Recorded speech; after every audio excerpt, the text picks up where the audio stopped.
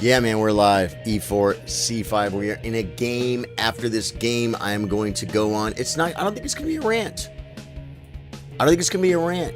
It's not. I freaking love Gotham chess. There's an idea. I never get to play it. Knight C3. Okay, he plays it. Now I'm attacking the pawn and this, but it doesn't really do anything after knight c3. Yeah, okay. Yeah, so, you know, what do you do? Those who can't do, what do? They criticize, right? He pushes. Wow. Do we take the pawn? Huh.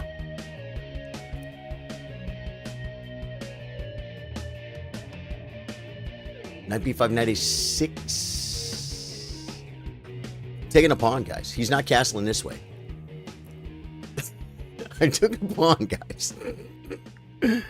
I just remember the idea of queen d7 in pushing, but I didn't analyze it all.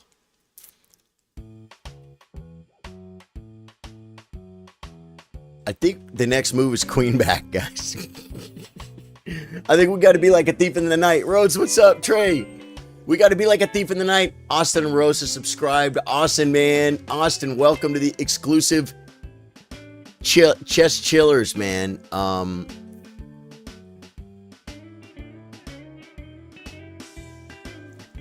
If I think we sack. I think we sack. I think we sack. I think we sack. I think we sack. I think we sack. I think we. Here's the problem. Knight takes. If pawn takes queen check, interpose, knight comes. Oh, it's not a double attack.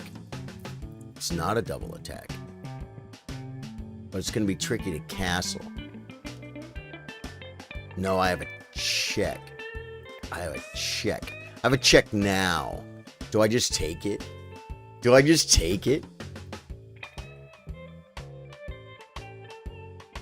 And then take the pawn? I'm going to play the check. I want to get my queen the heck out of dodge, folks. This might... guys, what... Patzer sees check, Patzer gives check. That's an old saying, guys. It's an old saying. I'm the Patzer. Patzer sees check, Patzer gives check. Look at my queen. Queen e6, blocking the development of the bishop, guys. Good, good, good.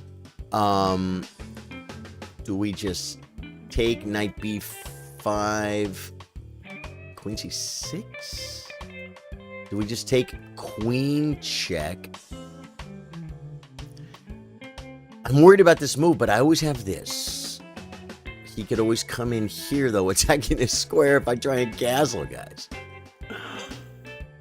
Ooh, you know what? Take it. Just take it. Just take it. Okay, I'm not... Now, my opponent can't castle. That doesn't matter, guys. It doesn't matter in this position. I mean, okay, a rook may come to the file. You know what? A rook may come to the file here, too. Brings the knight, right?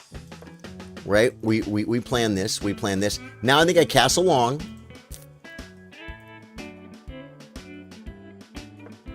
Now we can bring a rook to the file. Carnage, tempo. This knight is good, guys. This knight must be... It must be removed. Okay. I can check, but then I can't. But then we bring the other knight, guys. But the knight wanted to contest. This one will contest. So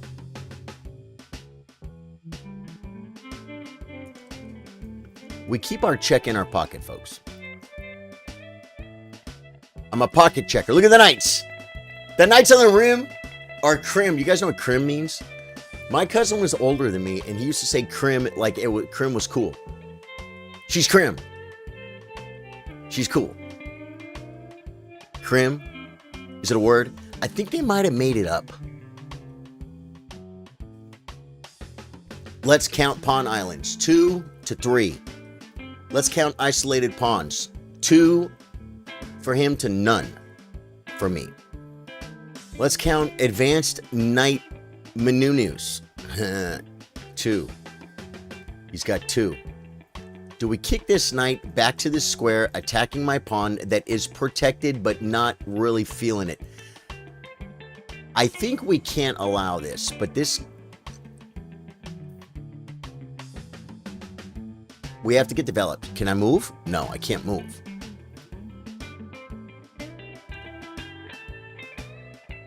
There's no leg squared bishop.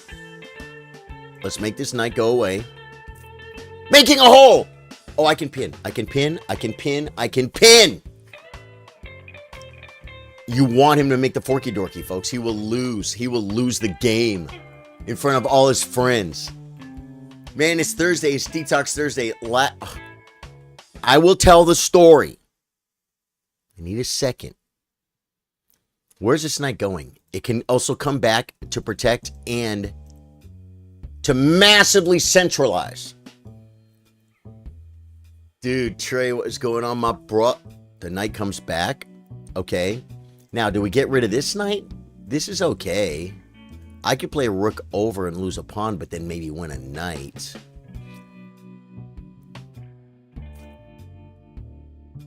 We could kick. He comes right back. If I move the bishop, it's not good. We come here. Solving the first amigo problem. No, no, no. It's a 10-minute game. I'm only down a minute, guys. This is kind of a cool square because there's a check. And it protects everything. What a square. Unassailable. Well, you can play knight e3. Plays the Dude, look at the knight f5 maneuver. Fun stream last night, man. Dude, last night was great, guys. We have been doing a speed run in Elden Ring. And for the last, 5 streams, we broke our... Oh, you love it. We could take spatula. Leaving this. Nope, now we improve. Now we simply improve. I might have to play... No, I can't do it. I might have to play rook in order to move my big pawn. Whoa! Austin Rosa, that alert came late, man. Austin Rosa. Guys, there's a chess workshop Saturday at 3 p.m. Private chess stream to subscribers on Facebook, and I'm also going to the members on YouTube, even though they're mostly gamers. Hey, they pay for it. Okay, we don't... Yeah, see, this might not have been the best move. Because this... Now, I don't want to do this. Do we kick a knight? Takes. I lose a pawn, connect his pawns. This might not have been best. What about... Undeveloping doesn't work. Wow, I kind of screwed up. I really screwed up. This doesn't work. Takes. My extra pawn. Okay, let's recover.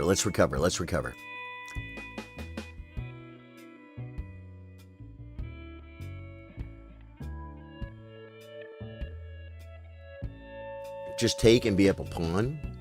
Wow. Well, my pieces suck, right? My pieces suck. So what do you expect? Womp womp. Knight threatening nothing on the rim. Mucho grim. I could come back here.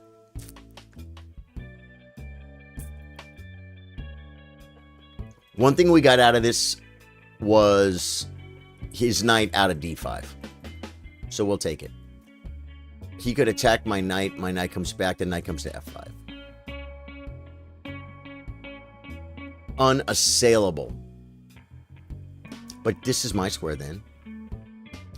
My pieces are so bad. So we've been doing this speed run on Elden Ring where we broke our record since the day we started it. Every stream we break the record. Yesterday, I died 2 times. It was all my fault.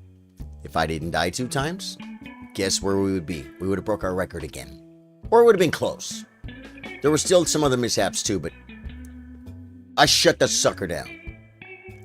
Believe me. It's keeping me up at night. Anyway, hardcore tonight, Charlie. What's up, brother? Austin, dude, I will stream some, I promise. I'm sorry to say, dude, I've been playing so much WoW Hardcore offline. I'm over here just gaming. We could come here. Dude, this position sucks, and I'm going to criticize an international master here after this game. The knight comes. I told you square was good. Do we push? The pawn is under attack. Multitudes. We have to push. Where does his knight go?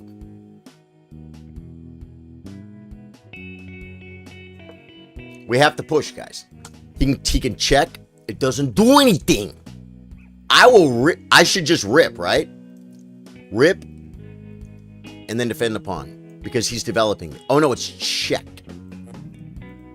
Well, if he takes with the bishop, I can defend the pawn. If he takes with the knight check, I move. And he has a fork.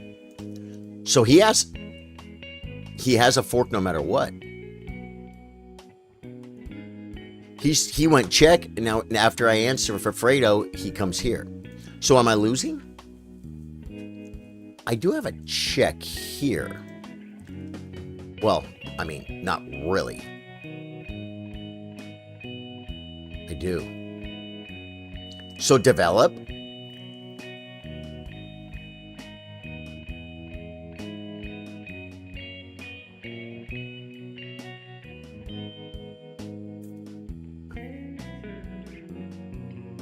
Knight takes check. He still gets there. I just saw a line. There is no line. I saw a line where I could come here, but it's not true because there's multiple knights in the scenario. Ah! Austin says nothing wrong with that.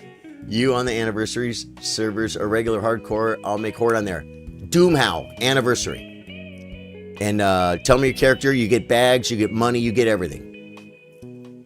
I'm in check. If I move, I lose.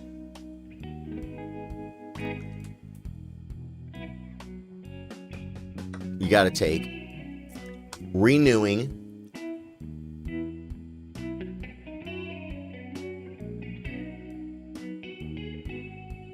Check, and the threat is too much. You know how this happened? I'm going to tell you how it happened. Good active pieces by my opponent. Never panicked. Always had the idea. But his pieces were just too good. I probably pushed too many. Look at all pawn moves. 1, 2, 3. 3 pawn moves. I should have been like, get the pieces off the center squares, off the beginning squares, right? Okay. This way I lose an exchange.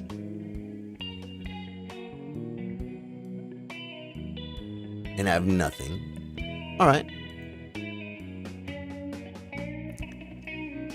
Oh, wait. Can I go here? Oh, I'm in check. This doesn't work. So he's getting this no matter what? No. Just king moves. The pin hurts. Dude, I have a check. Why am I so bad at chess? Comes back pinning, right?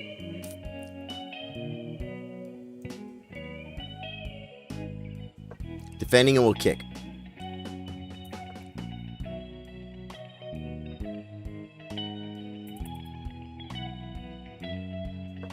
He's going to take... Oh my god. He gets the exchange anyway? Did I need to play king up? Now he brings a rook. You don't take this. You don't take this. You don't take it. You don't take that. I mean, my opponent is crushing me. Okay. Streamrock comes in. Here's the fork. Come here. Maybe we get a kick. Bam. We equalize. He might play here. Then I'll play here.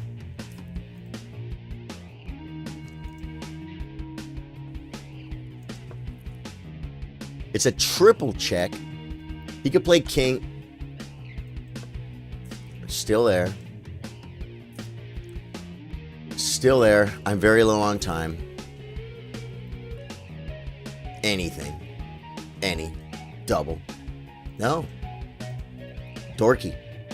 Just king back. Loses a pawn. So king in. King C2 resigns.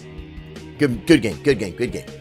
Yeah. Yeah, dude. I'll tell you something, man. When I stream long days, then at the end of the day, I'm playing World of Warcraft and I want to go live. But I can check out and chill and play. Watch a YouTube video like you guys are doing right now. Watch a stream. Yeah, it was not such a good game. We're gonna take a very quick look at this, folks. With the new and improved Squiggler Cam. Actually, it's not new and improved, folks. It's not new and improved.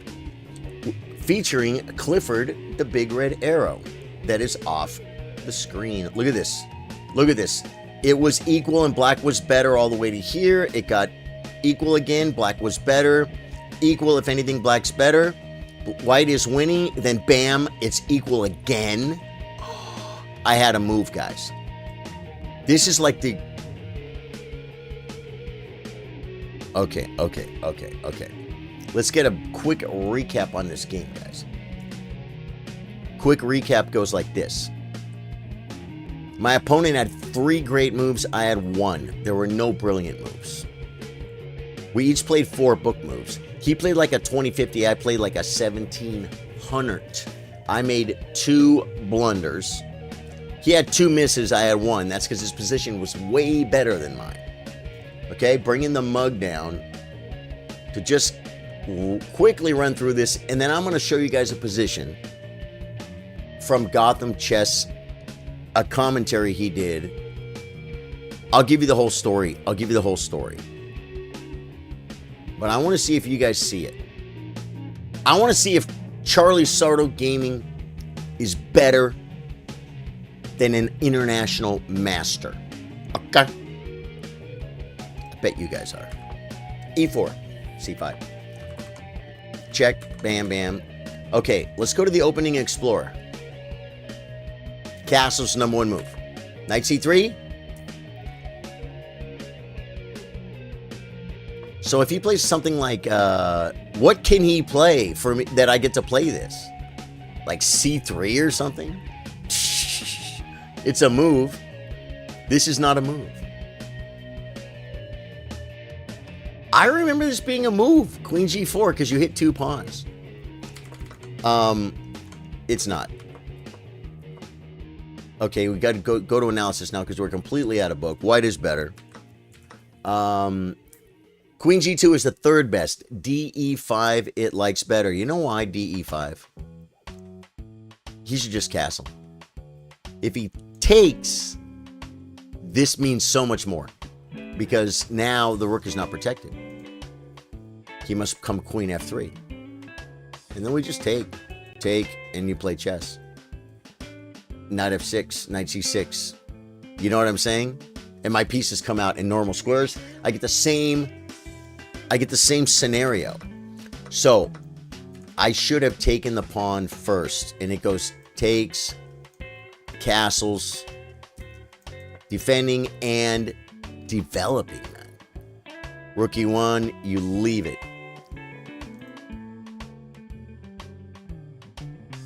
Knight D4, it's just, okay, it's junk. It's junk. Let's see what we could have done. You know what? Let's just jump to the spots, guys. You can do this too. You come here and you click.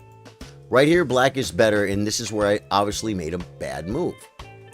Because that's a mistake, Rook D7. Yeah, Rook D7. Rook D7. Okay. King D7, Rook E8, Rook D7, Rook E8. They're all moves. My move is not a move. Hey, I'm trying to... Guys, I took my knight off the rim and I tried to trade. Which huge mistake. That's a miss.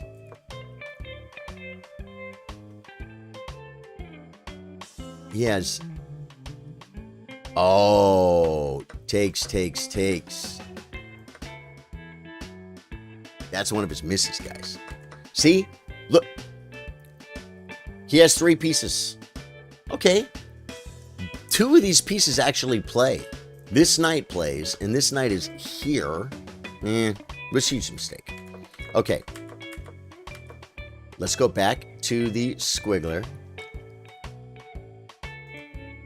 And find...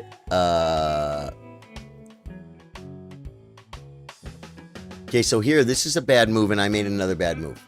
I made another bad move right here, guys. This one. That's a miss. Knight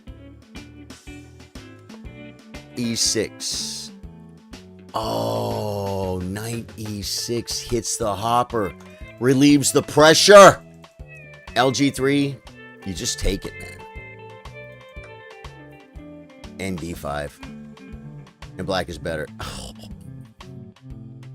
What happened with the tournament yesterday? Great question. I don't know. Let's, I'm going to tell you what happened with the tournament yesterday. Let's see if there's any other squiggles. Right here, my opponent made a blunder. That's a bad move.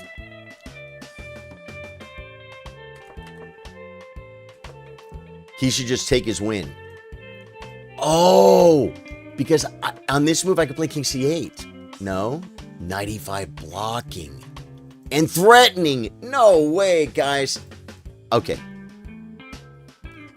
Now that we've proven that I can be crushed by a 1700 player, it is my time to criticize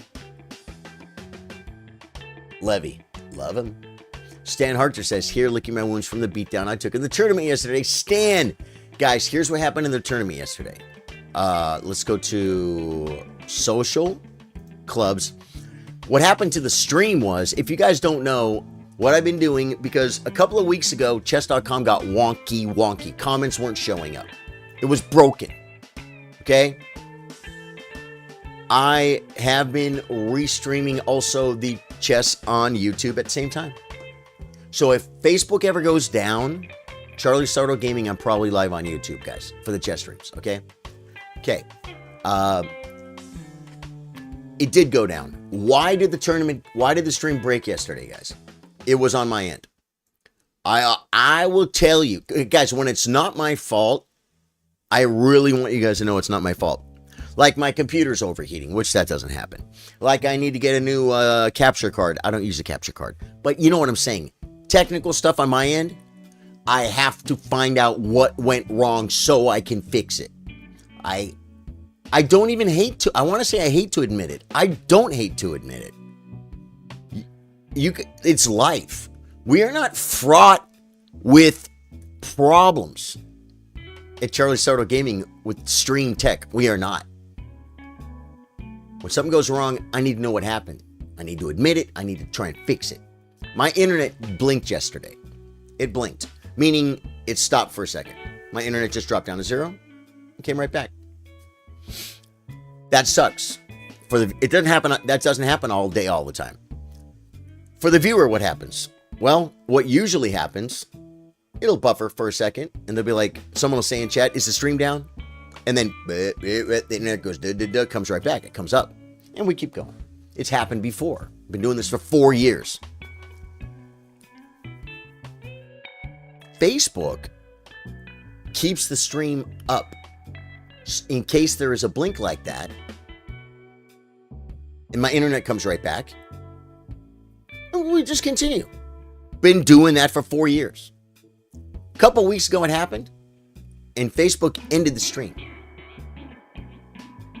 Yesterday, I think it was in the 4th round of the tournament, my internet blinked, and Facebook shut off. That's what happened. You say, but why didn't it happen to YouTube? Because YouTube doesn't, the minute it blinks, end the stream. Facebook doesn't either for the last 4 years, but it might be a new thing. It might be a new thing, which is that is tricky, folks. If it starts doing that. Timothy Herman says, I'm hardlined, so figured it was Men in the Black or something. Oh, Men in Black or something. It was totally Men in Black. I'm not allowed to talk. Yeah. What's on there? My freaking what's it called? My OSRS, my old school RuneScape password.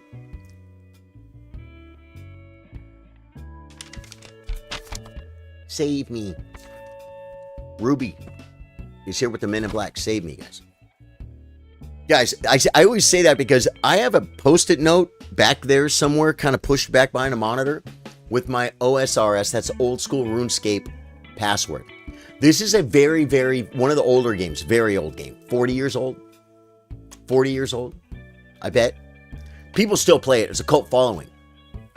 So I streamed it one time to check it out. Old school RuneScape.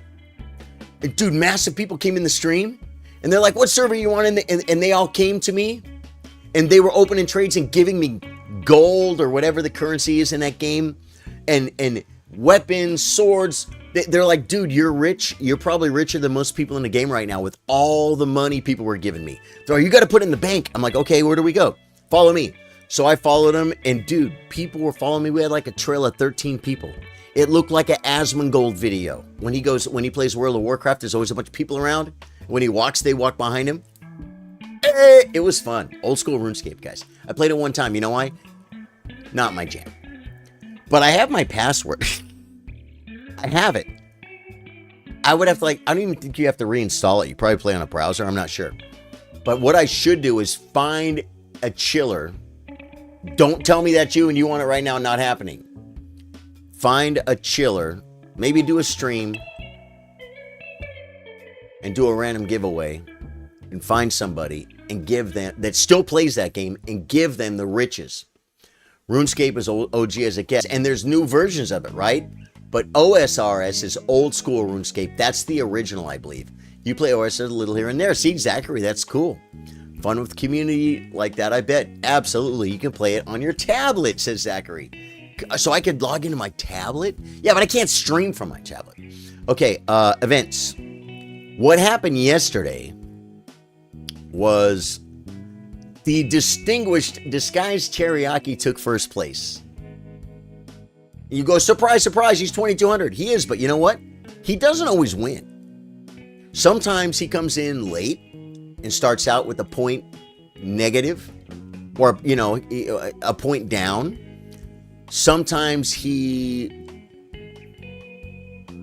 is winning and sacks his queen and tries something crazy and then someone beats him. Right? You guys know Disguised Teriyaki. He left me a message. I woke up to it this morning. I don't really know him. Other than a couple of small interactions. But, I told him, dude, chat loves you. Because he plays fun chess. He's very tactical. You saw his game against Anna Cramley. He played Anna Cramley. She's a famous chess streamer. Woman's V-Day Master or something. Freaking destroyed her. I had a good game against him yesterday. And haven't looked at it yet. And not going to look at it because we're going to get to the topic here of the stream in a second. First place is Disguised Teriyaki. Second place, Calvin Chambers, who defeated me in the last round. Third place, Buck Wild. Guys, I lost 2 games. I lost to Disguised Teriyaki, and I lost to Calvin Chambers. Yeah. Look at this. Look at that. You guys can't probably read it. I did end up in 4th place, but with 3 points. Notable players here: Goat Doc and Eric Hadden, both finished with 3 points. Atticus finished with 3 points too. But Atticus is double their rating. Gatuba is more than double their rating. They finished with 3 points. Gotok and Eric Hadden both finished with the same score as me, who's almost 1,000 points higher than them. And Gatuba and Atticus, who are both double their rating. Gotok and Eric Hadden did very well yesterday, 3 out of 5. Very special, what do you call it? Props to them. Okay, so first place in the Open, Disguised Teriyaki. Second place, Calvin Chambers. Third place, Buck Wild. First place under 1,100 is going to be Goat Doc. Second place under... Well, he gets the under 700. And then first place under 700 goes to Eric Hadden. And second place under 700 goes to Chalupa Bat. Do we know Chalupa Bat? Are you here? I love the name. Chalupa Bat. You're happy with 2 out of 5 games, Zachary. Hey, it's not bad, man. It's not bad. And you know what? Everyone can't win all the time. Calvin Chambers is our lowest rated player. No, that's Colin Bielski, not Calvin Chambers. Calvin Chambers is 1,500. Colin Bielski was our lowest rated player, guys. He started the tournament at rated 200 and he dropped down to 189. He loves the community. He loves chess. He has the most... He is the most likely to improve if he applies himself. So I'm glad he plays. Imagine playing a tournament, he gets a half point bye kind of every time because he's the lowest rated guy. No, he gets a full point bye, and then just losing the rest of your games. Womp womp womp. It's no fun. He plays anyway because he's a freaking lion. Eric says I had a 1 point bye, so no tie breaks. Okay. Joseph Song says sadly I had to drop out yesterday. Congrats to our winners. Yeah. So I did technically. Why, Zachary?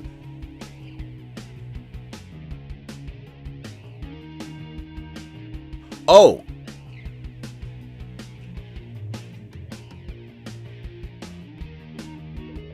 I don't understand what that means. Either way. So that's what happened in the tournament yesterday. Those are the winners, and that is how the tournament ended, is because yesterday my internet blinked and okay, I already explained it. Now I want to talk a little bit about Gotham Chess, guys. We'll start here with breaking news. Did anybody see the Queen's Gambit? Queen's Gambit? Anybody? It's getting hot in here, guys.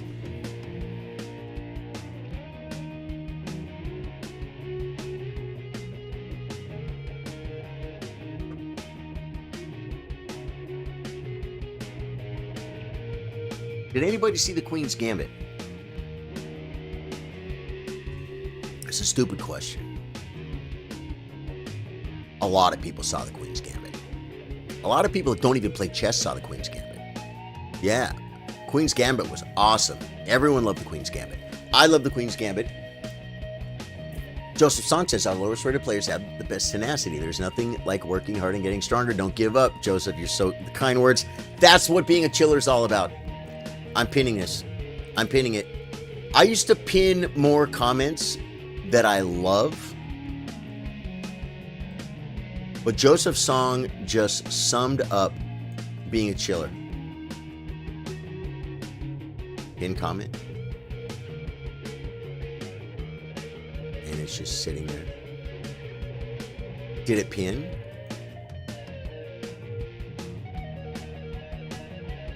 I want to pin. Oh, it's pinned. Okay, good. Joseph Song says, our lowest players have the best tenacity. There's nothing like working hard and getting stronger. Don't give up. That is the core of being a chess chiller here at Charlie Sardo Gaming. And I'm talking to myself when I talk about that. Because I need work. The Queen's Gambit, I haven't. Nathan Watson, dude, that's awesome. That's like me. There's certain things I haven't seen. Like I've never seen an episode of Seinfeld. So I could binge that. Never seen it. All the anime, pretty much, I saw Avatar: The Last Airbender. That's my anime. I know it's mainstream, but that's my anime. I've never seen it. What's it called? Attack on Titan or something? Like I hear of all these amazing anime stories. I haven't seen any of them, guys. They're in my back pocket. I could binge them, guys. Next time the world shuts down. Next time the world shuts down. You may not use analysis while playing it. Yeah. I'm not playing a game. I'm not playing a game.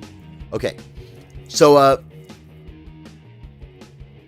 Eric says, dude, Seinfeld is great. Some of the episodes don't age well. Oh, dude, you like... I don't know Dragon Ball. Dude, Last Airbender... Avatar: The Last Airbender was such a great show. I've seen it more than once. I freaking love it. The Queen's Gambit was an amazing show. Okay? I'm watching it with Courtney, and and in the movie, there was a misstep. And did they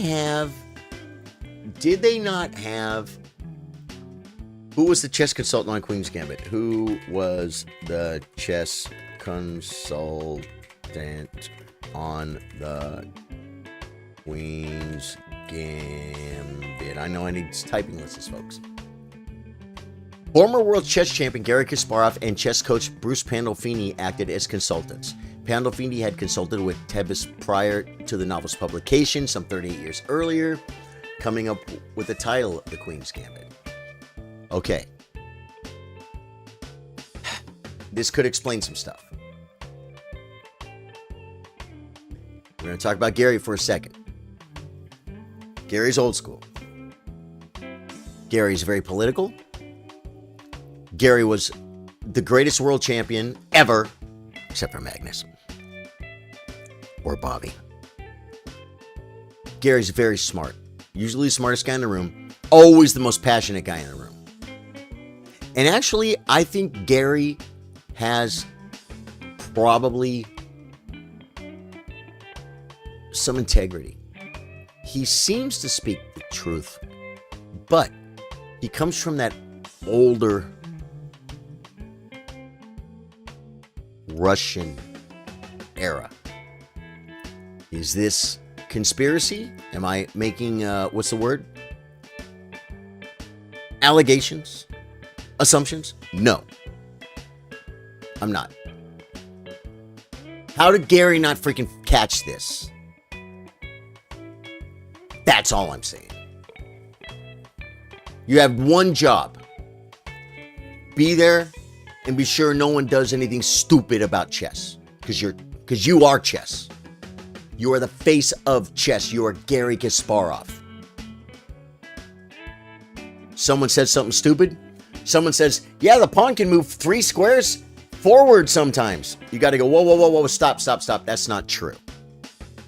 Trust me, I'm a professional. Roll that back, rewrite the line, inaccurate. Pandolfini, not same thing, but same thing if he was there. Misinformation, guys. Here's the thing. You're saying, what are you talking about, Charlie? Okay, guys, sometimes I set stuff up too much. Here it is. I'm watching The Queen's Gambit with Courtney, and they mentioned Nona. Nona, can't say her name right. I should have done the research. Splashvili. There's a Vili, and I think the first 3 letters are Gam, Nona, chess. Okay, Gap. Nona Gaprindashvili. That's easy. I should just learn her name, guys. Nona is a Georgian chess grandmaster noted for her aggressive style of play. She was the women's world chess champion from 62 to 78. Nona was the Judith Polgar that didn't only play open tournaments or invitationals against the top players. Judith didn't play the women's only tournaments. And that's part of what made her so strong. Okay? Nona played the women's only tournaments. She was world champion forever. I guarantee longer than any other woman has been women's world champion, right? But you know why she was so strong? Well, partially just because she's herself. Because she played in the open area as well. They're not men's tournaments because not only men can join. Anyone who qualifies by rating, anyone who gets invited, though they're opens. They're open to, but they're not open. Anyone can't play. But if she qualified for a tournament by rating or results, then she could go. She would play against the men.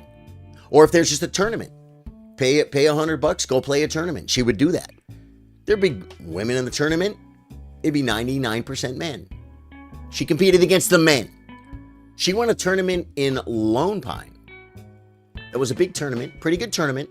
I think she beat I Am Jack Peters, I think in the last game, and won the tournament. She wasn't a woman's grandmaster. She was a real grandmaster. She probably was a woman's GM too. Nona is a beast. She's historical. Nona Gapranzvili? Was it that easy? I really enjoy the different aspects of chess and Queen's Gambit, from classy, high-level play to simply sitting in the basement playing with the janitor. Yeah, absolutely. So Nona, I'm going to put this position up. I want you guys to look at it as I'm wrapping up this part of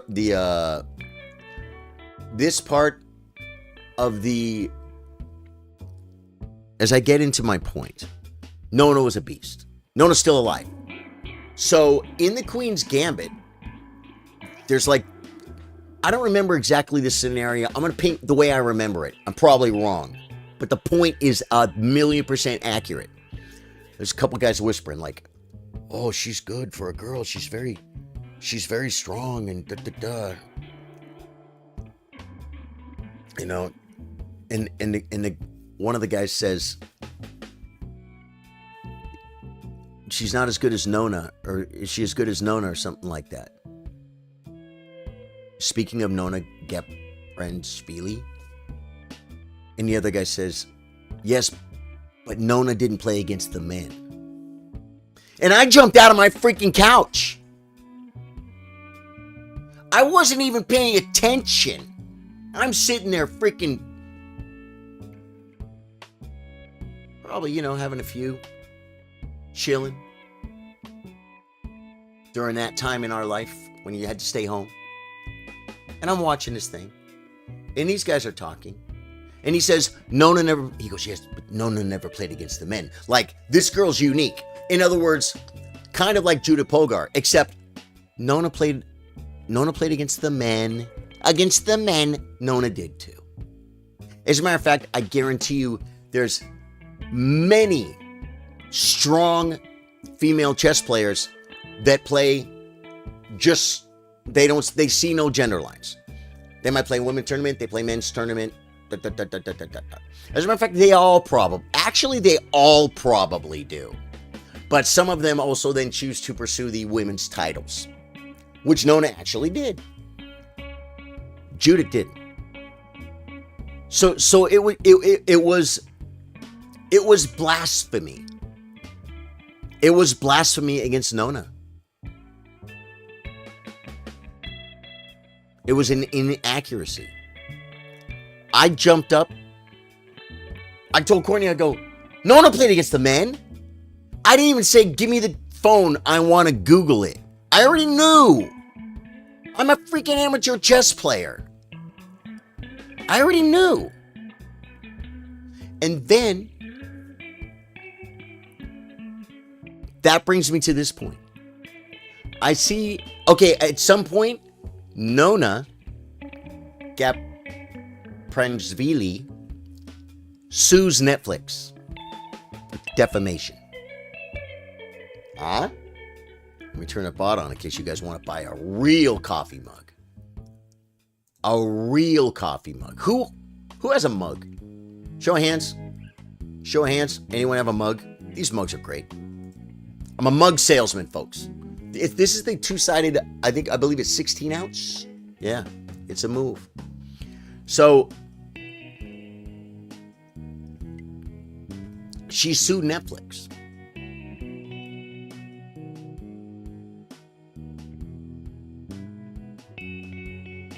It's difficult when somebody just like misspeaks or something. You can't, you could then fact check every single thing. It's a movie. But this could harm Nona.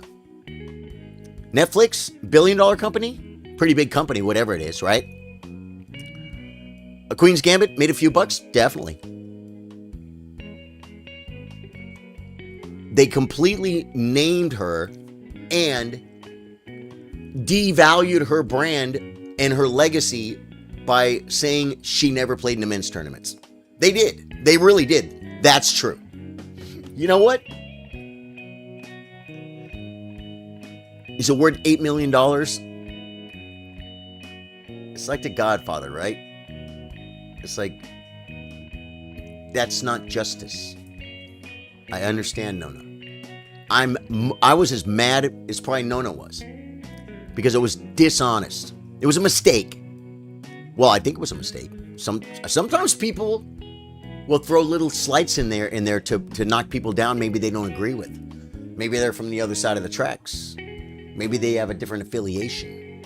So you just throw a little thing in there. Kind of knock them down a little bit. Maybe you had a problem. Maybe you had a fight. Maybe you don't like them. Maybe. Right? I don't know. Nona probably isn't making, a couple $1 million a year playing chess right now. Like, if you shut Hikaru down with a bunch of blasphemy, a bunch of defamation, he'd have a real lawsuit because he makes a ton of money every month. I just got an Oreo coffee mug for Christmas. Nice. Cameron's getting one for Christmas. Lois New says, I have 2. They're so great. Cool. I have 2 as well. So whatever, she's shooting for $5 million, $2 million. I'm not going to Google it. She's shooting for a lot of money. I don't know how much it was. And I think it got dismissed. I would think there'd be some merit there. And she might get something. You know what I'm saying? When you have a lemonade stand that makes $8 a day, and an idiot comes by and crashes it with his truck, and your business is gone. You can't sue for $1 million. You can't sue for $1 million because it's not worth $1 million. What is someone's legacy worth? I don't know. We don't have to get that far into it because that's another topic. Here's the point about Nona. I'm watching Gotham Chess. He was doing some kind of reaction, some kind of thing, and he played the clip. He played the exact clip. Nona didn't play against the men. He played the clip. Never corrected it. Okay, he's 12. But still, you guys are newer chess players. You guys probably didn't know who Nona was. Maybe you do know who Nona was. Maybe you heard about the lawsuit, the Netflix lawsuit. Maybe you're into chess and you just know she's a great hero from the past. Gotham, it just went right past him. Most people only know her through the movie. That this will be her legacy, unfortunately. That's what I'm saying, man. That's what I'm saying. That's very true too, to mention. Another thing is, I don't think they said Nona Grandpashvili. Sorry. I'm not good with names, Nona. Mass respect. So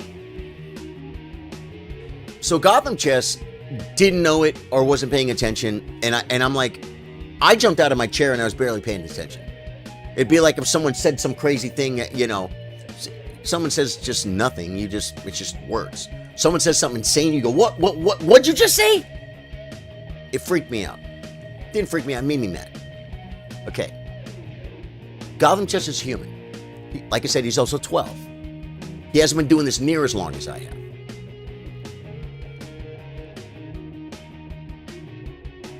Yeah, he's a lot higher rated than me. Way more success than me. And of course, his YouTube channel, forget about it, right? That's new stuff. Social media, blah, blah, blah. Very, very, way stronger chess player than me. Okay. That was a miss by Gotham. Next, there was another miss by Gotham in a game where it was not this exact position. White at castle kingside, but it was a Ding-Loren game versus Gukesh. And Ding plays this move, rook c1.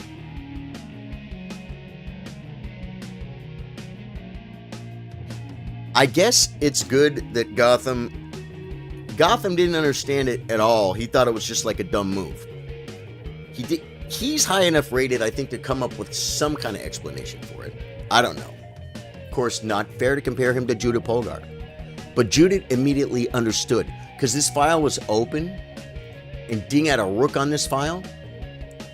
I mean, Gukesh had a rook on this file, and his rook was right here, and he wanted to keep the rooks on. It's that simple. He wants, and then at some point he would maneuver a knight, and then he would bring the rook back.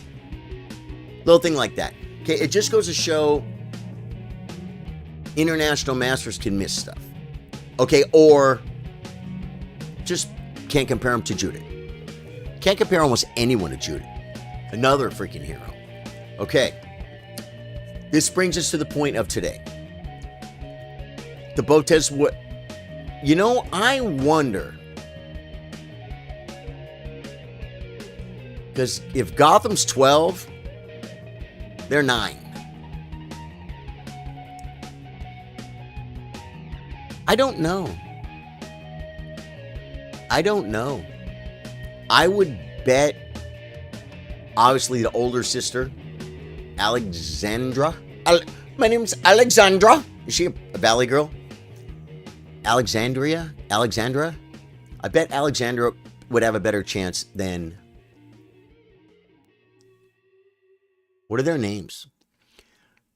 Hey, sorry for the digression, so I investigated it, and Tony's horse is also called the fried liver attack. Yeah, but no, it's not, Tony. It's not.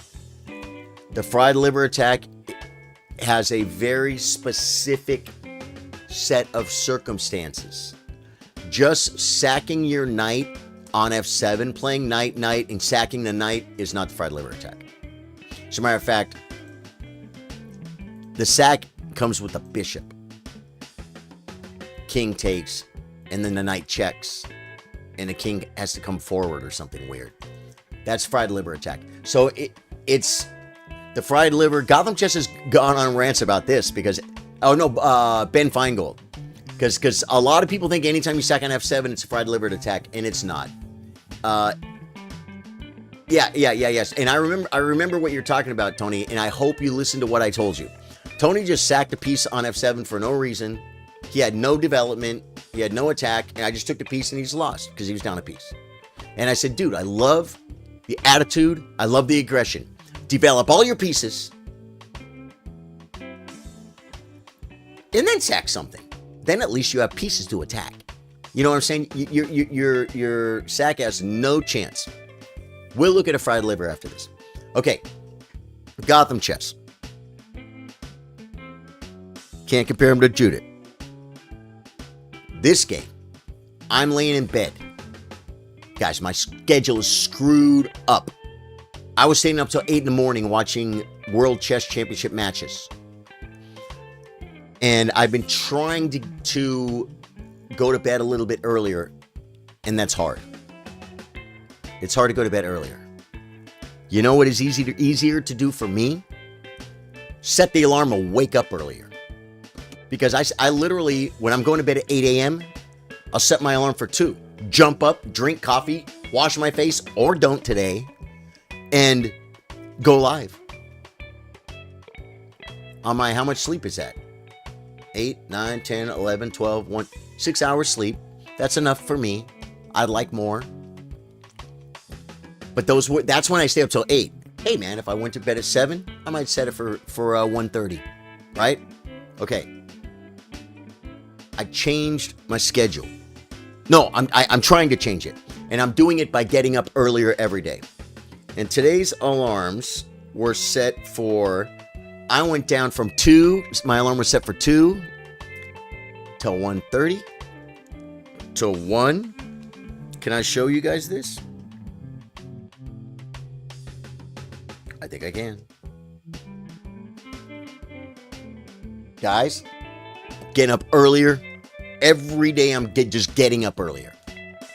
That should push back my go to sleep time. I can't just choose to go to sleep. I lay down. I'll lay there for 2 hours. It's like get up and edit a video. Get up and study chess. Get up and watch YouTube. Wash the dishes. Do anything but lay here completely awake, right? So I'm laying in bed The sun's coming up. Start hearing the cars. People start going to work. Start hearing the cars, guys. It's crazy living the nightlife. And I pull up a Gotham Chess video on the big screen. It is a game, Stockfish versus Leela. Stockfish is Stockfish. It's I believe, the highest rated program in the world. You guys know it. It's what we use. It's what the cheaters use. It's the engine that's running right now on chess.com. Right here in the upper right, folks. All those little lines up there, that's Stockfish. Okay? Leela is a chess engine. It's known as the AI chess engine, the artificial intelligence chess engine. Right? I don't know exactly how it works. I don't know if it's all AI. I don't know if it's AI and some Stockfish hybrid. Some Stockfish just looks at every move possible as far as it can, and it just finds the best move. Or at least the best one that's good enough to be better than Magnus Carlsen. Leela, I can't tell you exactly how it works, but it involves AI, artificial intelligence.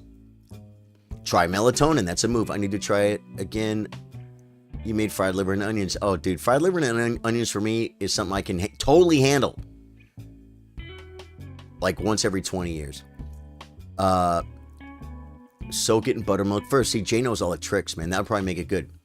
So, Stockfish versus Leela. They're both 3,800 rated. I thought computers were like 3,300. These things are 3,800. They're 1,000 points higher than Magnus, guys. The AI have not met Tony's horse. Tony, you know, I love your attitude, Tony. Tony's not scared. Tony will sack that stinking... Tony wants to sack the knight. Dude, I love it. I love your stick-to-itiveness. And I honestly hope it takes you far. And if it doesn't take you far in chess, it will take you far in something else.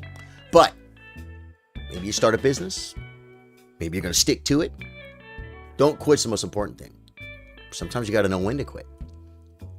But you got to change. You got to evolve. You got to get better. Don't focus on something that will keep your rating at 700. Don't focus on that. Abandon it. Your rating probably just goes up. Throwing it out there. And you have a chance to start playing better chess. Okay, but Tony, I just have to speak the truth because I am the keeper of the truth. I try to be, guys. Try not to be a big fat liar. Stockfish versus Leela. Stockfish is raw power. Leela is AI. They were like within 50 points of rating. This game, Stockfish plays e4, d6. Now, here's the thing. They set them up in certain positions. Okay? Knight f6, knight c3, g6, bishop e3, bishop g7, queen d2, castles. I think they might have started in this position. This is a very common position. It's a perk. I used to call it a perk, P-I-R-C. These are ideas. c5 and e5. Opposite side castling. So what's going to happen? We're going to throw pawns, and black's going to throw pawns. That's how it works. We saw a game the other day. I showed you guys a Yugoslav attack, right? It's very, very similar. f3 often comes, g4, h4, h5. Open up the file, trade off the bishop, queen h6, and checkmate. That's white's goal. It's a very simple goal. Stockfish moves are almost always f3, g4, h4, h5. It's very simple to know because you have a plan. Joseph says AI sort of works off of memory while Stockfish works off evaluating current data as it is presented. Yep, Joseph, exactly. Brute force calculation versus like experience. All right? Or taking data and then coming up with an answer based on that data. Okay.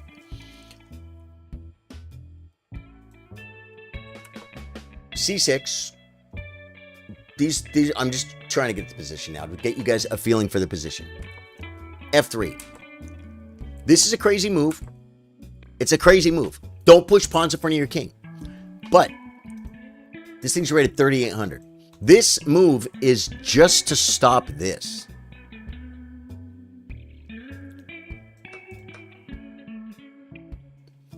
And now, it's a little bit closed. There are still some open files toward your king. But black is better here. Black is better here. So this move is meant to stop g4. I love Stockfish's move. It's I'm playing it anyway. White wants to open up the black king. Okay. That was just to get you invested in the game. Queen a5. I never play Queen a5 in my Sicilians. The only 2 games I could ever remember, and that means I'm leaving some Queen a5 on the table, guys. Queen a5. Because the only 2 games I can remember playing Queen a5 in Sicilians are the draw against a FIDE Master on Internet Chess Club years ago in like a 15-minute game. And Andrew Bryant. No, I didn't even play Queen a5. Andrew did. And I put something over here, and Andrew went, whoop! Andrew Bryant's one of us, guys. He doesn't come around a lot anymore. Strong chess player. Yeah. It wasn't. I didn't even play Queen a5. It's a Manuna, guys. Queen a5. Queen a5. And maybe it's because I started playing the Nadorf. It doesn't come up as much. That's what I think it is. Okay. Queen a5. Now, we have spoken of this move many times. Facebook has made a pretty flower star button for those who like to pick them. You can give a single star by pressing it. What?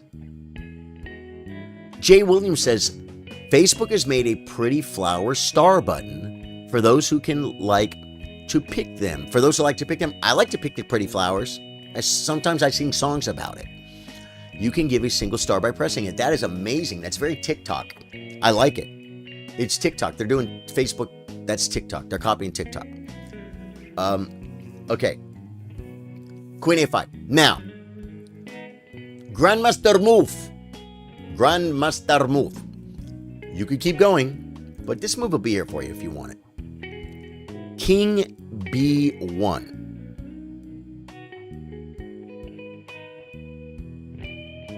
King b1. What does it do? It gets the king off the c file, which probably can open. It protects this pawn, so now the knight can move. The king is safer on b1, and it covers, it gets you off of this diagonal, which you would be surprised how often stuff gets traded off, and then black goes check and checks your king and takes a pawn or a piece or something. Your king is weak when it can be checked. It can't really be in this position. Kudos to my international master chess teacher, Gotham Chess, because he pretty much explained it like that. Reasons why King b1. Okay? Very often, and he also said, which I didn't say, very often when you castle queenside, yes, your rook comes to this file faster than if you castle kingside. Your rook is stuck behind an f-pawn, right? But you end up usually wasting a move anyway to play King b1. All right, we understand. King b1, Grandmaster move. The highest rated machine person, anything in the world in this position played King b1. It's a dual purpose move. There's an attack. There's a threat here. In this position, there is no threat. In this position, there's no threat. In this position, there's a threat. And I looked at this position and said, in my mind, before Stockfish plays King b1, I'm like King b1 with a threat. I swear to God. I had to wake up and check it against a computer, but I already knew it. You learn this. You're supposed to learn this early on. Very early on when you're studying the Sicilian. From both sides. You're supposed to. I'm not saying Gotham Chess doesn't know it. It's beautiful, and I've showed it to you guys on stream before. And I'm going to show it to you again. King b1.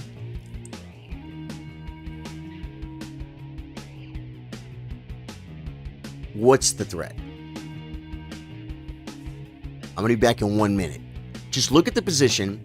Imagine it's white's move right now. What does white do?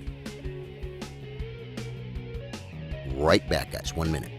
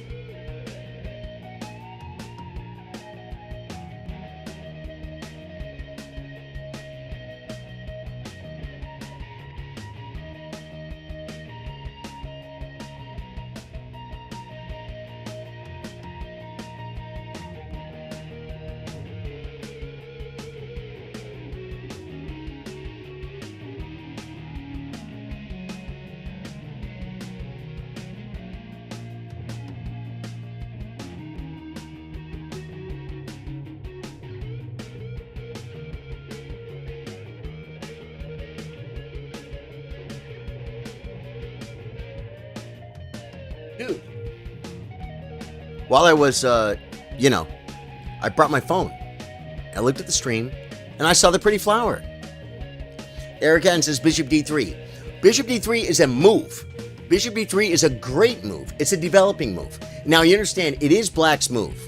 But the idea is, if black does nothing, if black passed, you can't pass, but if black passed, Bishop D3 is not a threat. It's not a threat. It's a move. Oh, look at that, guys. When you drop the flowers, it kicks off a stars party. That is awesome. Stars party for days, folks. We're going to have stars parties all day long. Thank you guys for the stars. Yeah, Jay. Guys, if you complete the stars party, you might see pretty colors. Do you still see pretty colors, Jay, when a stars party is done? The most important thing to remember, folks. I'm not wacky. Not even wacky.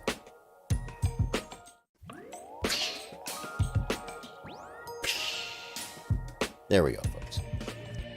Thank you for the stars. Jay puts 20 toward the stars party. Thank you, Jay. Okay.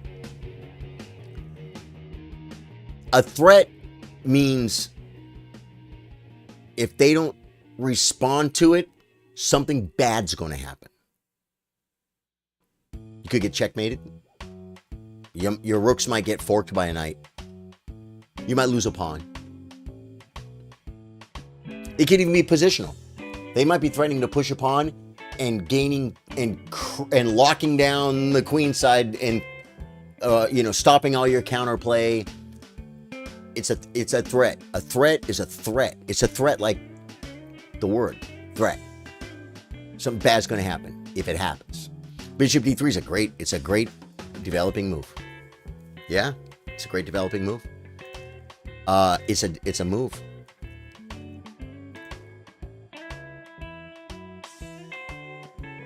I'm going to show you what black played. Black played rook e8. Threat averted.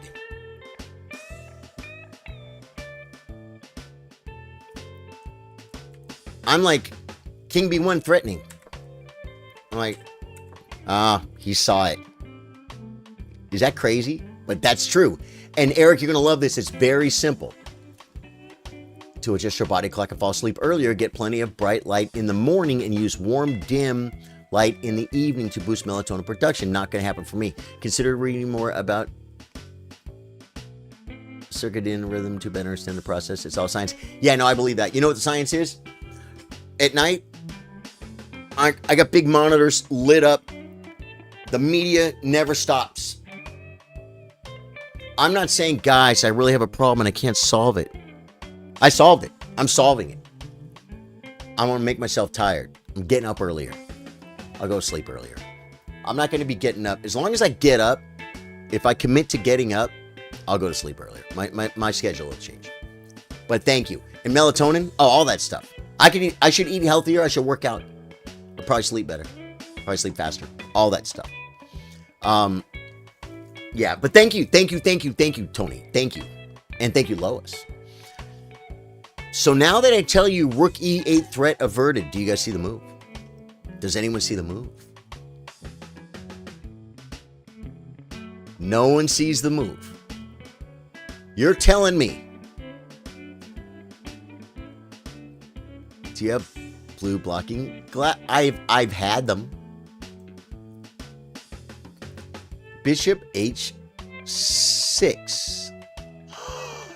This is a great move, Ben. Guys, Ben came up with an idea. White wants to play Bishop H6, right? To trade the dark square bishop. That's part of the attack. And then you open the file. Once the file is open, it's supported by the rook, and you play queen check, king back, and queen here mate. This is the great defender, and also can be a great attacker when it gets opened up. White loves to trade this bishop. It's why you play these moves. And so, sometimes, I never do it as black. I never do it as black. But sometimes, when you play Bishop H6, let's say any, Bishop H6, they'll play the bishop back. And they'll say, well, your bishop's here, but I still have my dark squared bishop. I still have it. Problem is, the rook is under attack. Ben, you're a genius. I didn't even know there was an alternate. Rook E8. Now if Bishop H6, he has the option. That is a great answer, but I'll tell you why it doesn't work. What's the difference? What's the difference with King B1? Why can't you just why doesn't White just play this now? And he can't get away. In this position, White is not threatening anything. After King B1, White's threatening something. Do you understand what I'm saying? Your answer is amazing, though. What a smart idea. You found it, Ben. You're really, really analyzing this position. I love that. Thank you. But it doesn't fit our criteria because you don't have to play King B1 to do it. You don't have to play King B1. I listen to brown noise to sleep like a baby. Yeah, Bishop H6. Ben, yeah, but that's but Bishop King B1 stops Queen takes B2. You mean Queen takes A2? It's already protected. He can't take it. He can't take it. King B1 then would just be a move. And you would say in this position now, White is threatening to trade off the bishop. Which, by the way, happens in almost every game in these positions. Bishop, you just keep moving. Bishop, develop, bishop. Start attacking, takes. Says 99% of all Sicilian dragons. It's tragic when the knight gets here. That's why when the knight gets here, you take it with the bishop. Because when White loses this dark squared bishop, there's a fork here, right? If you got that fork and White couldn't take with the bishop, it's tragic for White. Because White wants to trade this for this, and it happens pretty much all the time. But you don't need to play King B1 to do it. I'm going to show you guys. Knight B5.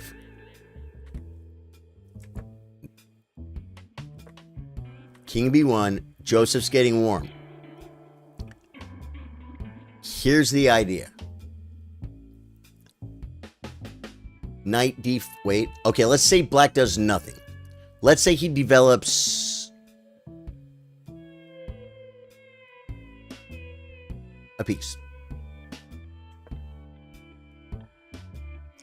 Not that piece. Let's say he develops a piece. Okay? The move is knight d5. Offering a trade of queens. Now, if queen takes, it's not check. And this, believe it or not, is something you learn. You should learn if you're studying the Sicilian. You should know this. You should know this. As black, it's not a Sicilian, but it's a dragon type structure. You should know that after white plays king b1, queen takes queen is no longer check. So they have this threat. Let's say you make a move. This is the threat. Now, if you play takes, black takes a pawn with check before taking your queen back. King moves, and then you take. See what I'm saying? This is not a good move. I just played it to show you the idea if black doesn't answer the threat. In this position, knight, queen takes check, rook takes, pawn takes knight. You just lose. White just loses. That's the threat. Now, it's not a crushing threat, but it is a threat nonetheless, because if you allow it, king b1, well, okay, Stockfish's best move is rook e8. It's also rook d8, second best move. Because check this out, rook d8. Ready for this? Knight d5.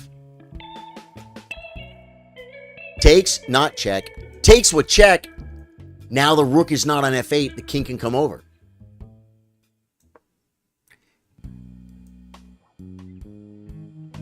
Then after take, the knight's trapped. Okay, you could take. You could take here. Yeah, so he gets the pawn. Oh, yeah, he gets the pawn. And this is still, oh yeah, it wants knight f6. It wants knight f6. It doesn't want to take the pawn. But there's an idea with letting the rook out, and the king can come over and attack the knight. Especially like, okay, so for instance, here, king b1, bishop d7. But you can't have both moves. Let's say we waste a move. And then here, and then knight. Takes, not check. Takes, check, but the king attacks the knight.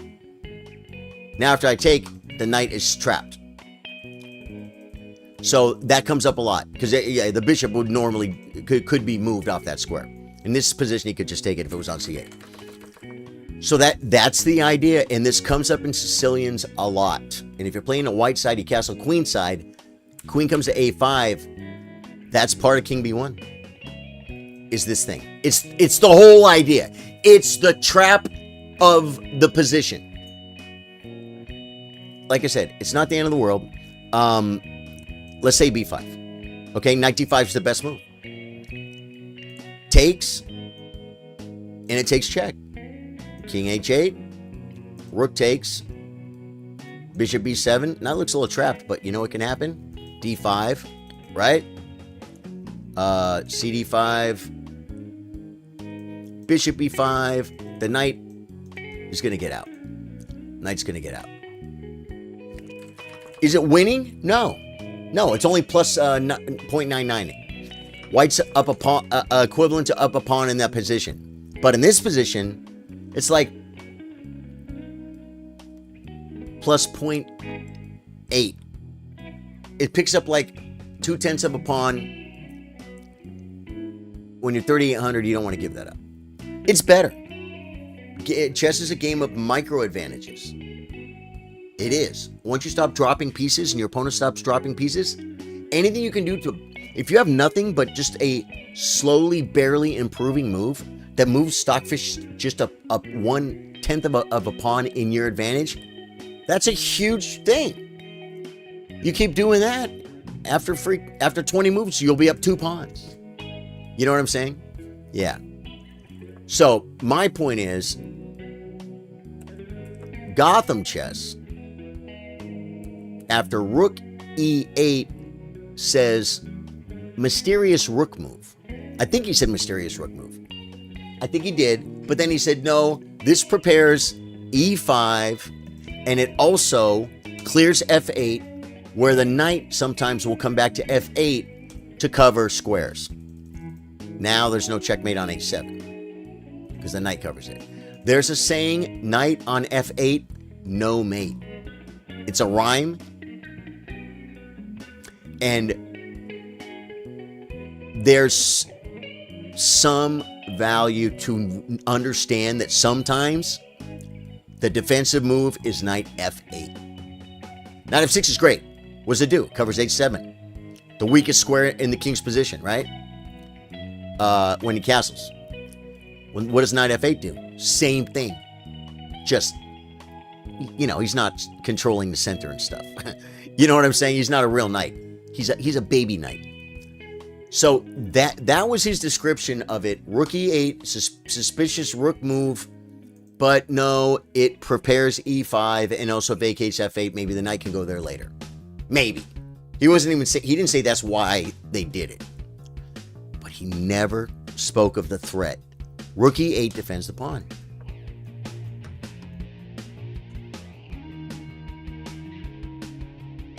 Oh, check. Just takes. Just doesn't work. Doesn't work. That's it. That's it. And I'm laying in bed at 8 in the morning. Well, you start hearing cars around 5:30, right? Around 5:30, I start hearing the cars zooming. I'm watching a couple things on YouTube. I'm trying to find that one thing that's going to put me to sleep. That's not why I put on Gotham chess. Any chess, when I'm tired, you keep studying the position. You're listening. You're trying to learn. If you're tired, you can start going to sleep.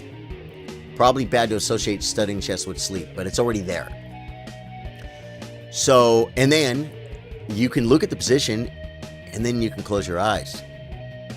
And you can still move the pieces in your head if they say the moves. If they say the moves. That's why Faded Master David Bassett wanted me a long time ago. He said, say the moves. Because he'll be driving. He might be looking at a game, and then it's like, okay, he's driving. He's listening to the stream. And I'm like, okay, I go here, he goes here. Oh no, he took that. No. Say white plays king b1. Threatening knight d5. Sometimes the move here, they'll come back. Rook e8, rook d8, or e5. E5, now you don't lose the pawn. Now he can do it. But by the way, it doesn't like it. But the idea is here, takes. Takes, and you remove the key defender, but the queens are gone. So I don't know. So anyway, that was just something that I saw last night, or this morning early, that in this position, king b1 threatens knight d5. And it's not just some crazy, I'm better than Gotham chess. I saw tactics he didn't see. I didn't see tactics. I already know this one. This is like knowing this one. And I think he probably knows it too. I don't understand how he didn't instantly see it. That's all.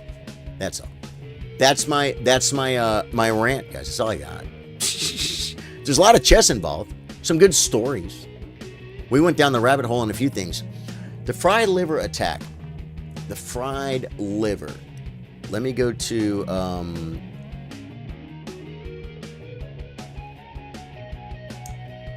learn analysis. Leave. Learn. Come on, chess.com. I want to learn. Learn analysis. Tony. Fried liver, guys. It's a real thing. It's a real name. When someone plays queen, when someone plays d4, look at this. Someone plays d4, it's not a queen's gambit. If they do this, you play here, it's not a queen's gambit. d4, d5, c4, gambiting a pawn. This position is a queen's gambit. It can also transpose. This is still a Queen's Gambit. It's Queen's Gambit. It could transpose to a Grunfeld or something. It's a Queen's Gambit. You're offering a pawn. That's what a Gambit is. A Gambit is when you offer a pawn. Okay? Openings. When you learn the name of an opening, it might behoove you. Behoove? Is that a real word? Did I use that right? Jay? To understand what moves and position dictate the fact that it is that opening. Right? King's Gambit. E4, E5, F4. This is a King's Gambit. If you go E4, E5, D4, takes F4, it's not a King's Gambit. It's like a Scotch or something. Center, it's a Scotch or something. Whatever it is, it's not a King's Gambit. Okay, I believe I can show you a fried liver. E4, E5. Knight F3. Is it like D6? Guys, I don't play these lines. Fried. Wait. Liver attack moves. PGN. I knew they're gonna give me. Videos.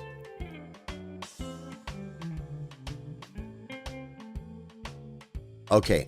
I got the position. So like knight c6 is fine.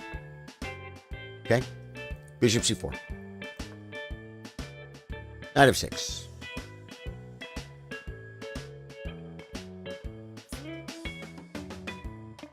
Where the hell did e-pawn go? Okay, yeah. Knight g5 here. Attacking this square, right? How do you defend it? You can't. D5 blocks. You take, knight comes here. This is like mainline fried liver, and it goes like this. You never get to take the pawn. This is what grandmasters do. Okay.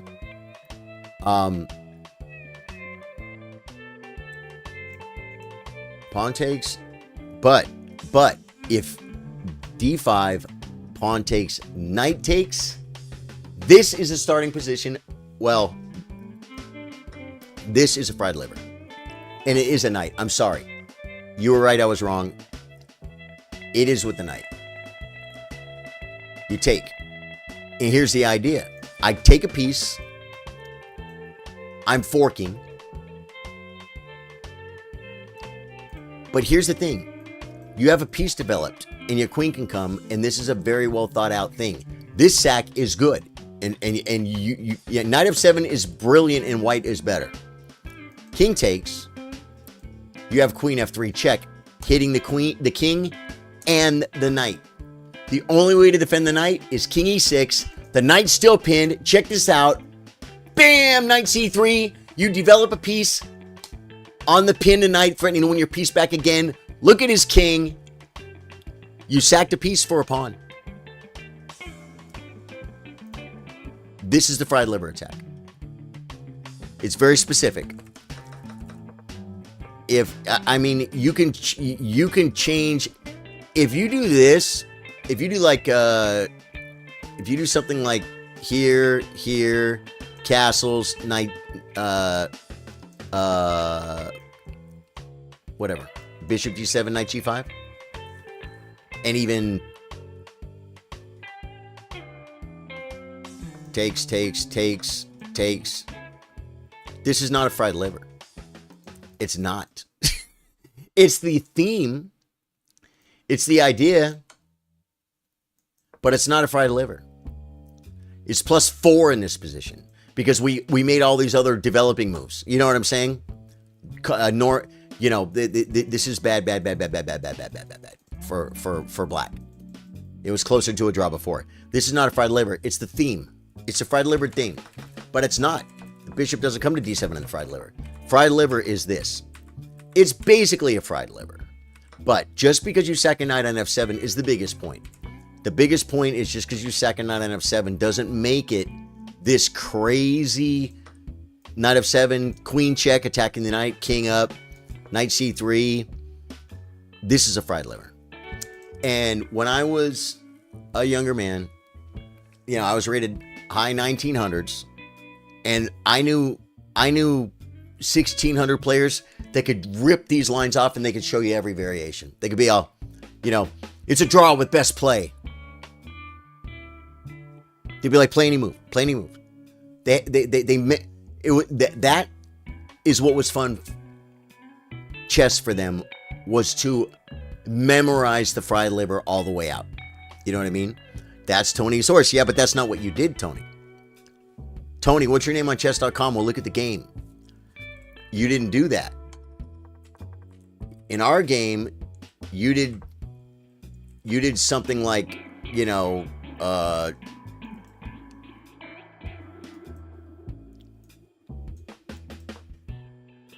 you did this. Something like that. Well, you know what's crazy? Yeah, that's a blunder. Because you just take, and you did that. You sacked your piece when there was no attack. I don't remember exactly the pieces you had developed, but there were almost none or no pieces developed. It's entirely different. It's entirely different, and the crazy thing about it is,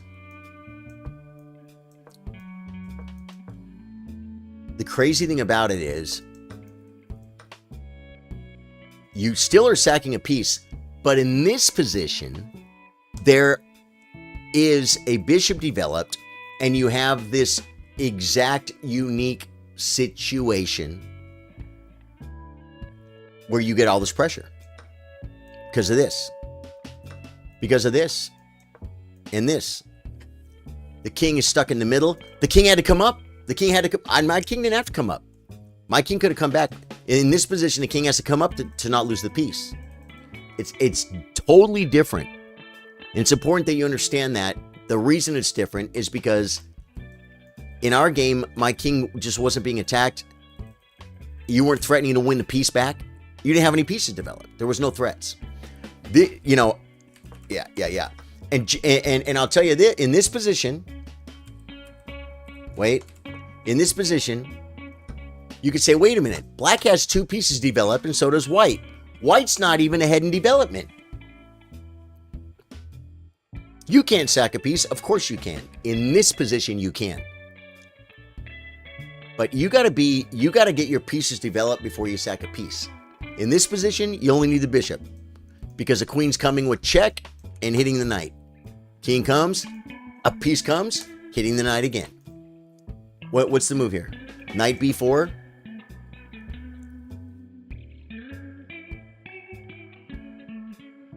And it's like just castles. And you're gonna bring a rook, and you're attacking the king. You're attacking the king. Just so you understand, right? Tony says, let's play. Tony's horse is not a fixed play. It's my horse playing by how its day has been. I think it's really happy today. Tony, you're crazy, man. Seven Jane English. Seven, how you doing, man? Welcome. Tony, I'm only trying to help you, brother. I hope you take what I say. You know it's coming from love. If you really want to sack pieces, develop your pieces first. Or memorize traps.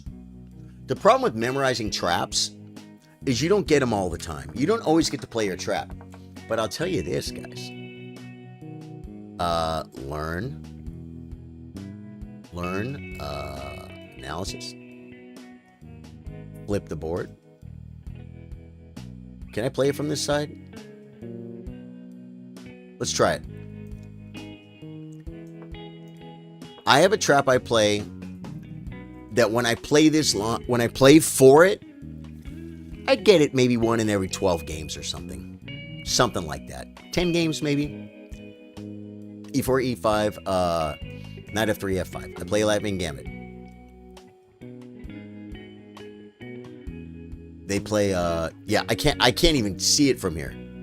What do I play? Oh yeah, they play takes. I play takes. They play queen check. I play here. They take, and take. I just gave up a pawn and a rook for a knight. I gave up 6 points of material for 3 points. It's like I'm down a piece. And look at my pawns. And look at my king. And you know what? It's plus 2.77. Everyone plays check. Wait, it's my move. King f7 protects the pawn.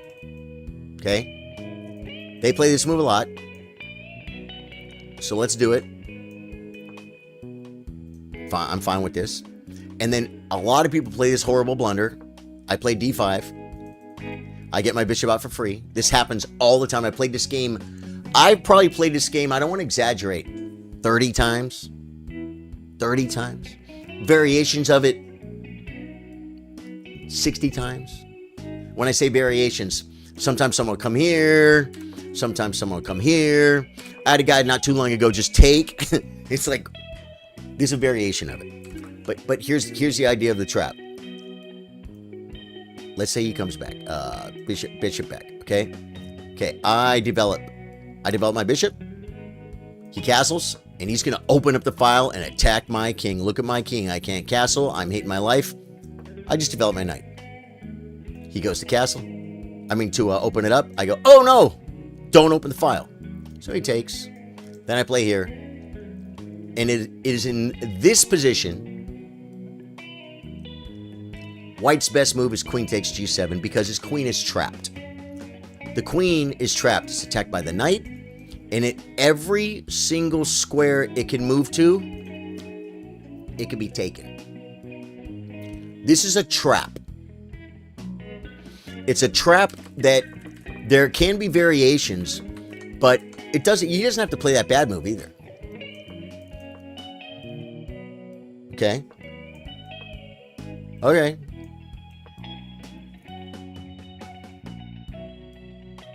Tries to open me up. Just come here. Takes. Bam. I won the queen. Queen's trapped. I've trapped this queen. That's what I'm saying. I've trapped this queen like I can't count him. I can't count. All I gotta do is start playing blitz and play Latvian gambits and I will trap this queen. It happens. It's memorized. It's a memorized trap. Why do I do it? Because it's funny.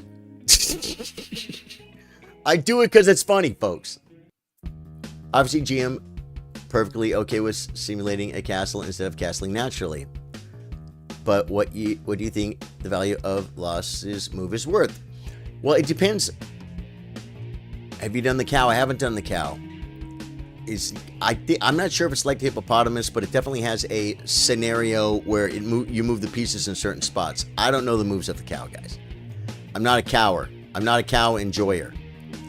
Anna Cramling is. Trey, what's up, my brother? Trey's the first one on YouTube saying hello over there. God, I wish we were doing a speed run tonight, guys. Tonight, I told you guys yesterday, but there's a dear friend of mine. Her and her husband own a nightclub that I used to work at. He was a drummer in my band. And we were friends. And he comes to me, he's like, hey, we're buying a nightclub. I'm like, what? He goes, yeah. I go, we're going to play there? He said, yeah. I hosted an open mic there for a long time. Courtney did karaoke there for a long time. Everyone has fond memories of that club. And they've always just been real friends. And the husband, my drummer guy, he passed away. I don't know how long it's been. A year?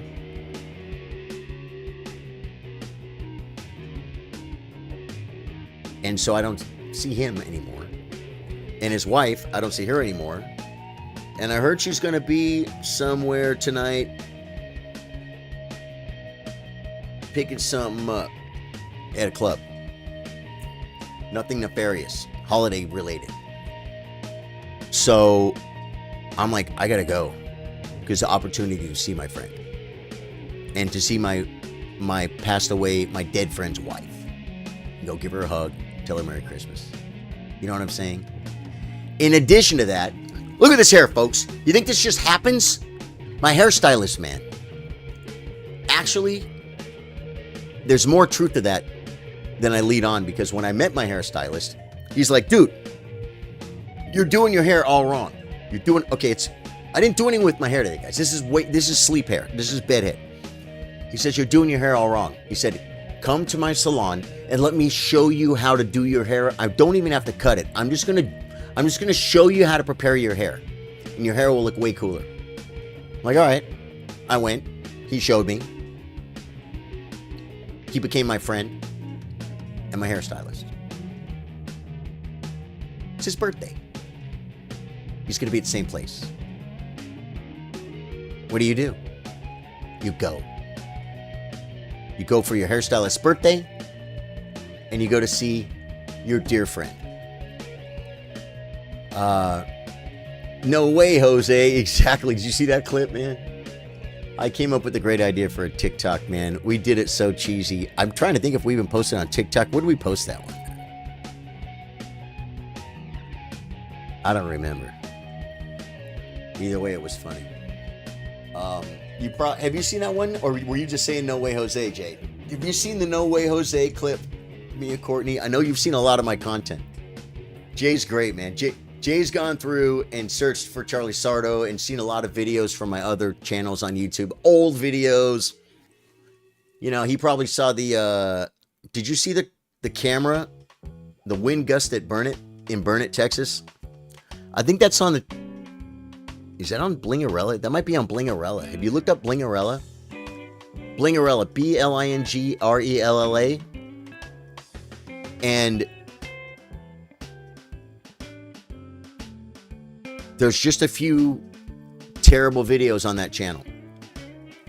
And it may barely show up. So you might see on YouTube, you might have to search for Blingarella BO2 or Black Ops 2.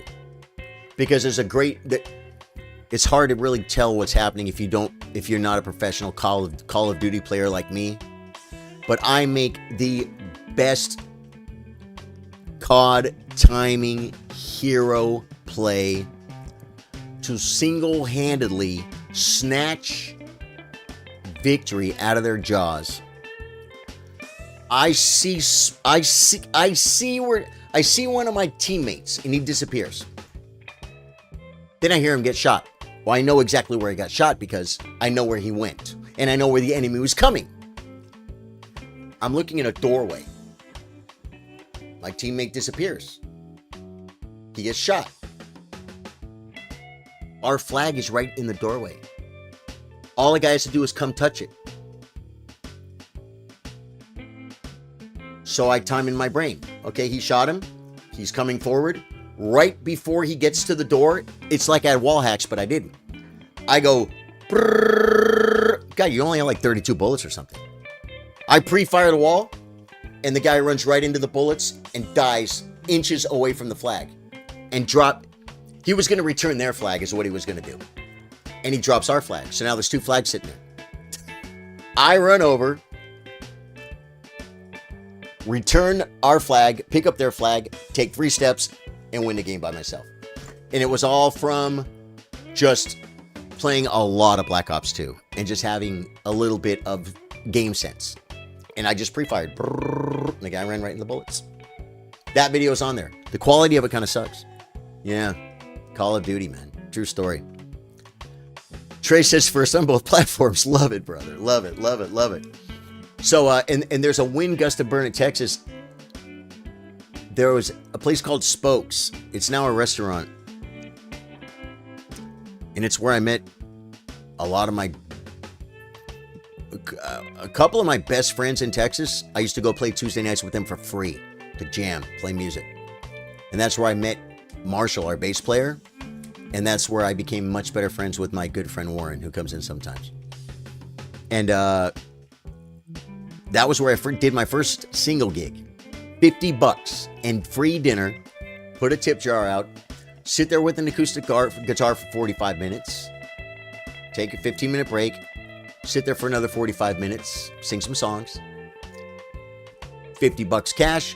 free dinner, plus a tip jar. You're out playing music, and this was 15 years ago. Not a lot of money. You know what? You get a little paycheck coming in every week at your normal job. You can add another 50, 100 bucks a week. When you got a wife and kids, 100 bucks a week is a huge raise. It's a lot of money, guys. 400 bucks a month, right?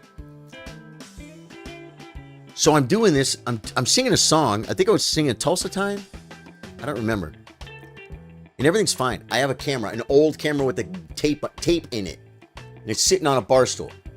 And I'm sitting there playing guitar. And I'm singing. And then you hear a little wind. Then you see like a leaf fly by. Then you see.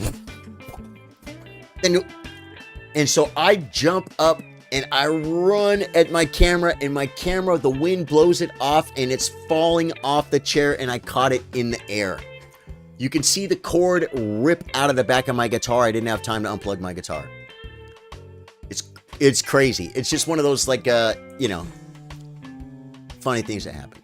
I think that might be on that channel too. Blingarella. Always prime the tip jar. You got to prime the tip jar. Florencio, PA shout out. Florencio, how you doing, my brother? Welcome. And is PA Philippines? What is PA? Is that Philippines? Or is that Pennsylvania? Isn't Philippines like PHI or something? What is PA shout out? What does it mean, Florencio? Que significa? Now I'm speaking Italian too because you're Filipino. I had fun watching Clancy streams. Okay, Jay.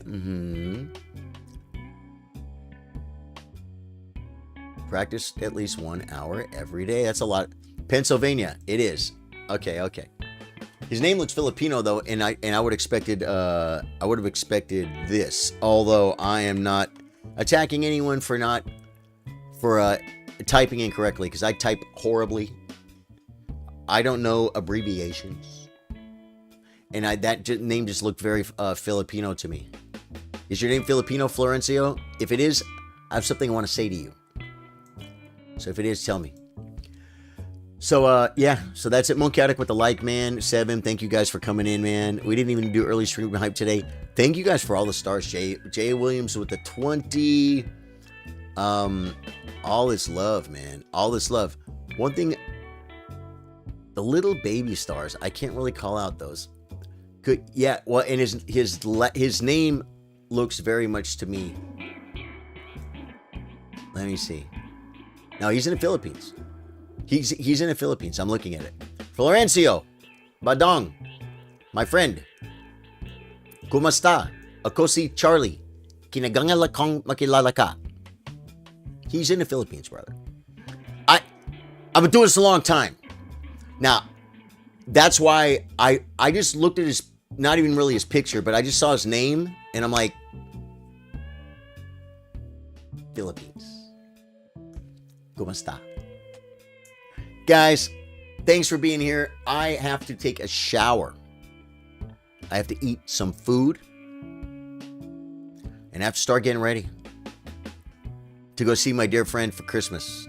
A couple of them. Guys, don't blow it. Don't tell my hairstylist that we're coming for his birthday. It's a surprise. Okay. Freaking love you guys, man. Thanks for being here. And oh man, Neil Jurinsky, Buck Wild, Bill Stevens, guys, we're getting a ton of likes right now. Hit the like on the way out if you're leaving, man. Hit the like button.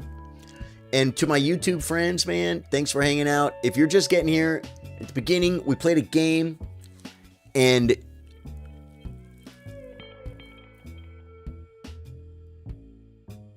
we went over some Gotham chess stuff. Thoughts, feelings.